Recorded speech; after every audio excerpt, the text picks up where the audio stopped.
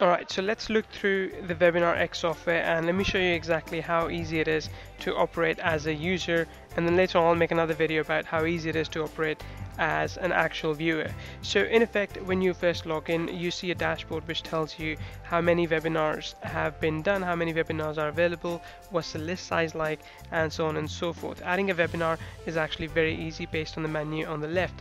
To begin with, you can actually start through your subscribers. You can add people, you can create a list, you can add people to a list, and you can make sure that when you email a webinar notification, it only goes out to specific people that you choose are on a list. So let me add a KV customer list here. Alright, and within this list now, it's easy for me to start either manually adding people, or I can import them as well from an Excel sheet, from a CSV file, or I can actually configure it with a webinar, so when people sign up to a webinar, they're automatically imported into this list as well. Setting up webinars is also quite straightforward. We've actually looked at exactly how other webinar platforms work as well and tried to keep it very simple. If you already have a webinar, you can either clone a webinar, you can create a new one. Just enter a webinar title. In this case, I'm going to pick Neil Webinar X Demo.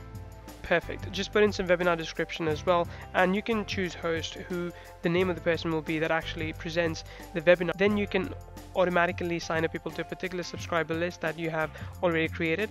You can pick time zones, you can set durations of the webinar, you can set also start date. We're also going to add in recurring webinars in this, or webinars based on custom schedules. So if you wanted to run some training webinars, you could do that as well with Webinar X. And again, it's very easy to operate.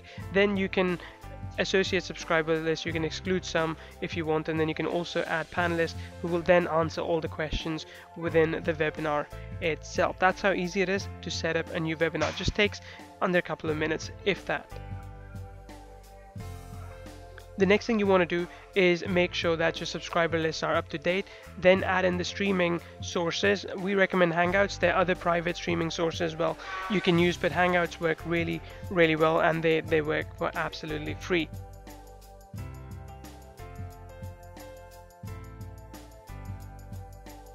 So in case of security, you can select the panelists that you want in the webinar, and for integration, you can make sure that you can add your own GetResponse, Aweber, or any other HTML email list, so that anyone who signs up to the webinar is automatically added to the other one as well. The stats part I like the most, and I'll show you a filled-in webinar soon. It gives you all the information about your webinar that you need to know, number of users per time, and exactly how many people were on the call itself. And then finally, the notification. So what we have done in this case is we have built-in notifications within Webinar X, so you can automatically mail out people when they sign up an hour before webinar, at the start of the webinar, or at any other time, just to remind them. And you can include and exclude lists in here to which you want these notifications to go out. And again, this is to make sure that you can, as and when you want, invite people to this webinar, even if they haven't actually signed up to this webinar before. All you need to do is to make sure your list is already in.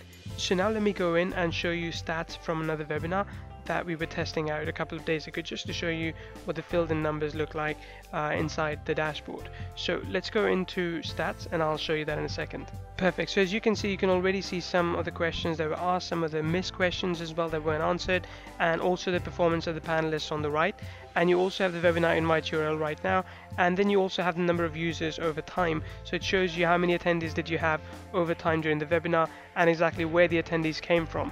This is very crucial information to have when you're trying to figure out where most of your audience actually come from. So in that sense, we've built this in directly into Webinar X. Oh, the final thing I want to show you on the front end is actually what the sign up page looks like.